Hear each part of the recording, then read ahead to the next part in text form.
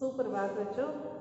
आज मैं आपके समक्ष आपकी पुस्तक क्षितिज का पाठ नंबर 2 राम लक्ष्मण परशुराम संवाद लेकर आपके सामने हूँ। छात्रों, एक कालांश में हमने राम लक्ष्मण परशुराम संवाद का सार किया था। जो दूसरी हमारी कालांश हुई थी उसमें हमने इसका फर्स्ट काव्यांश किया था। आज हम सेकंड काव्यांश करेंगे। ठीक है बच्चे, ध्यानपूर्वक सुनोगे। मैंने बोला था कि इसकी थोड़ी भाषा जो कठिन है क्योंकि ये अवधी भाषा में लिखा गया है। ठीक है, अवधी भाषा को थोड़ा सा समझना थोड़ा सा कठिन है, लेकिन कोई बात नहीं, हम थोड़ा थोड़ा क्वेश्चन करेंगे, थोड़े थोड़े से आपको अच्छे से बेटा याद हो जाएगा। आज जो हमें करना है वो है राम लक्ष्मण परशुराम संवाद। ठीक है बच्चे, हम कौन सा काव्यांश करेंगे? दूसरा। उसके लिए आपको अपनी क्षितिज की बुक निकालनी है और पेंसिल साथ में रखनी है, क्योंकि सबसे पहले हम शब्दों के अर्थ जानेंगे।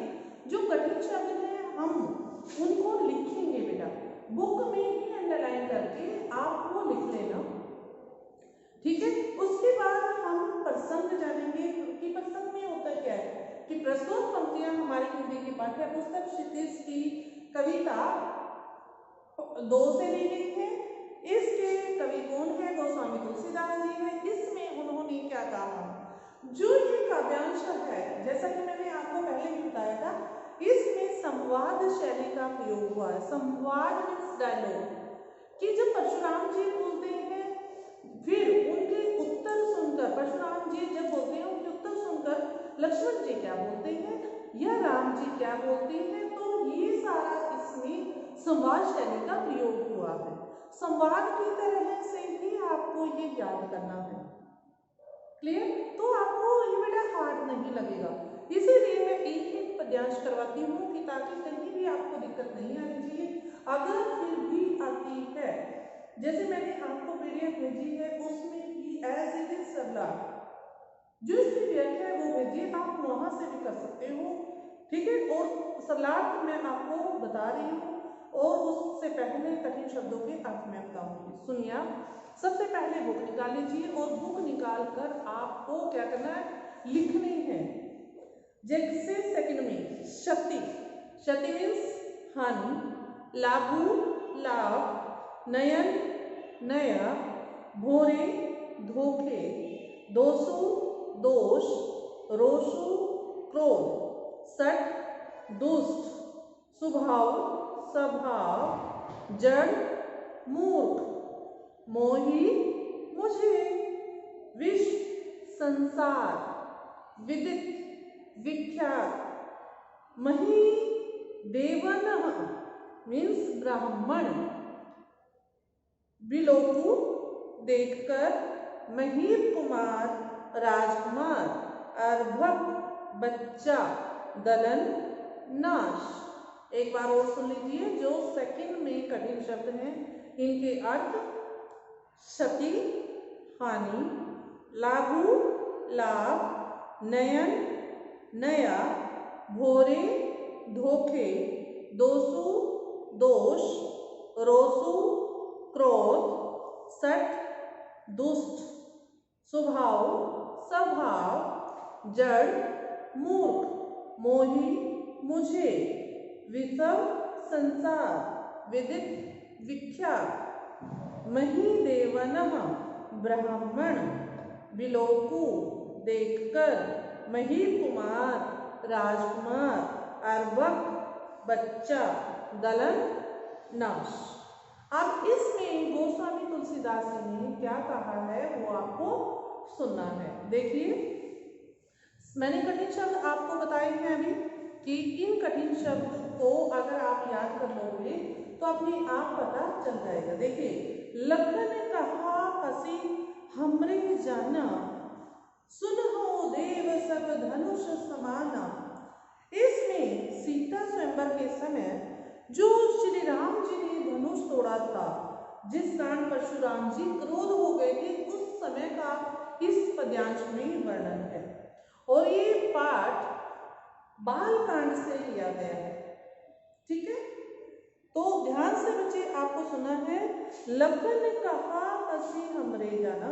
इसमें कहा गया है कि लक्ष्मण ने हंसकर, लखन मीन्स लक्ष्मण ने कहा, हंसी मीन्स हंसकर, हमरे जाना कहा, हे देव सुनिए, सुनो सुनिए, देव मीन्स हे देव, हे ऋषि, सब धनुष समाना। ये सारे के सारे धनुष तो एक समान है, एक जैसे हैं।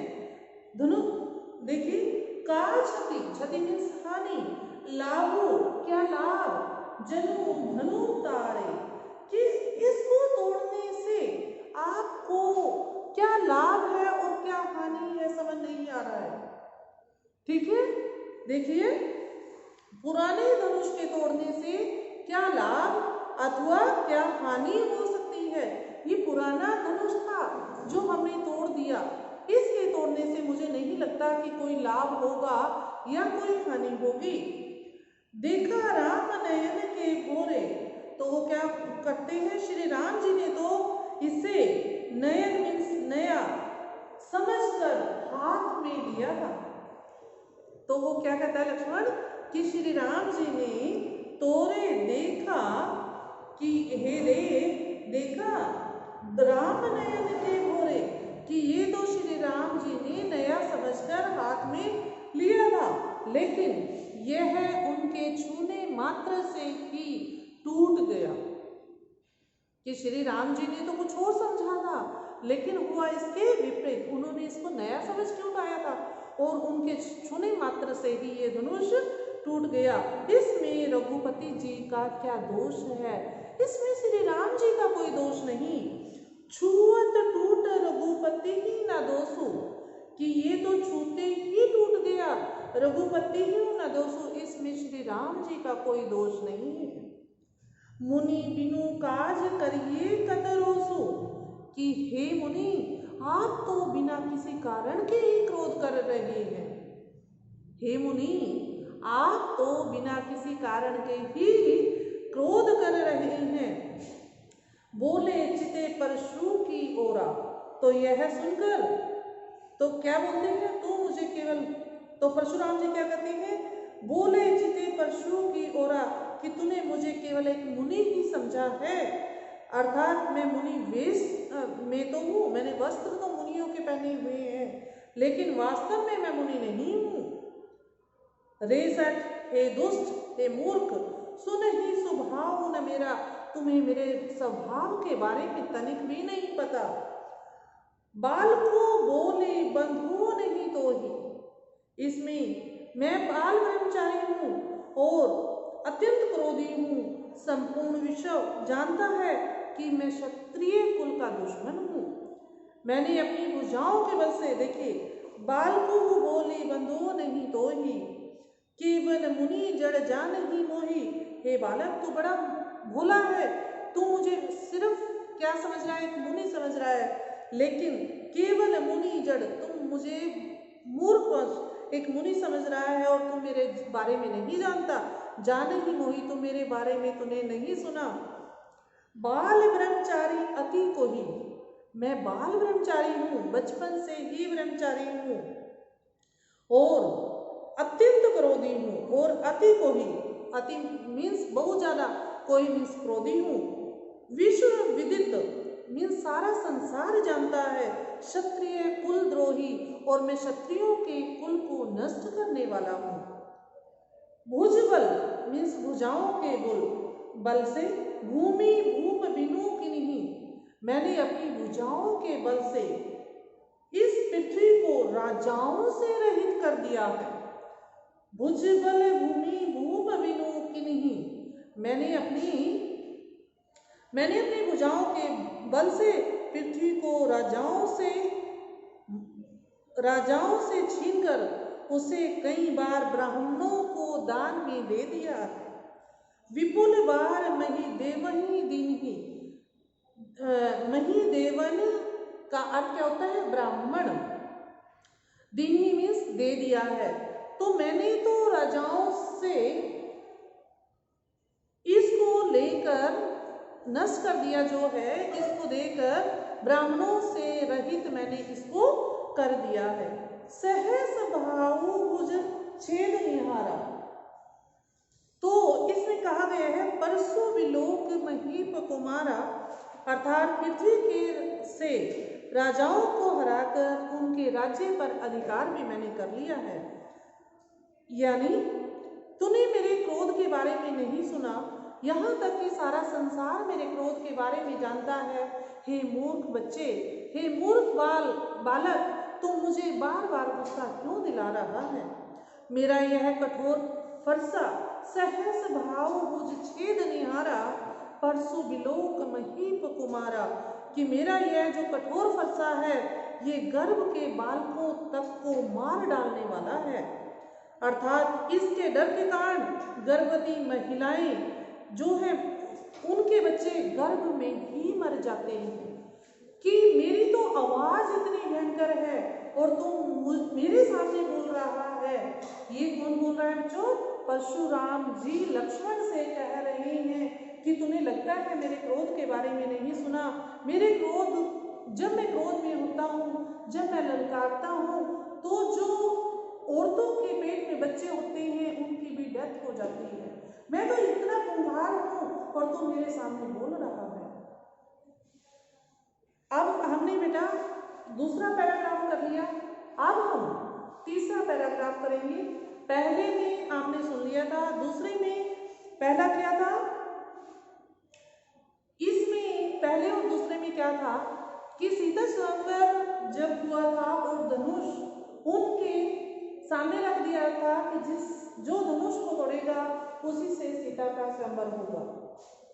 तो परशुराम जी को अपने ऊपर बहुत अभिमान था और वो जानते थे कि मेरे अलावा शिव के धनुष को कोई नहीं तोड़ सकता।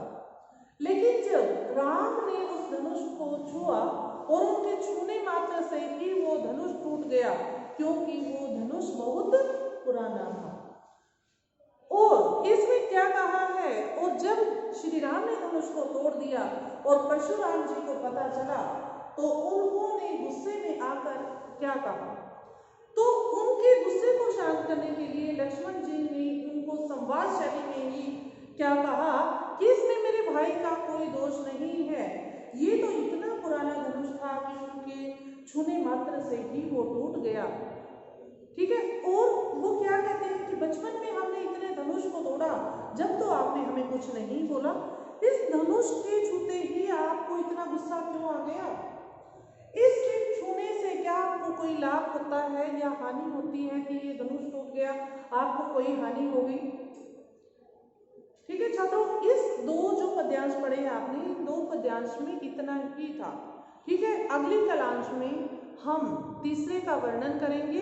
जब तक पीडीएफ आपके पास गई हुई है उसमें से सलाद को लिखना है, क्वेश्चन आंसर मैं भेज दूंगी। धन्यवाद छात्रों, आपका दिन शुभ हो।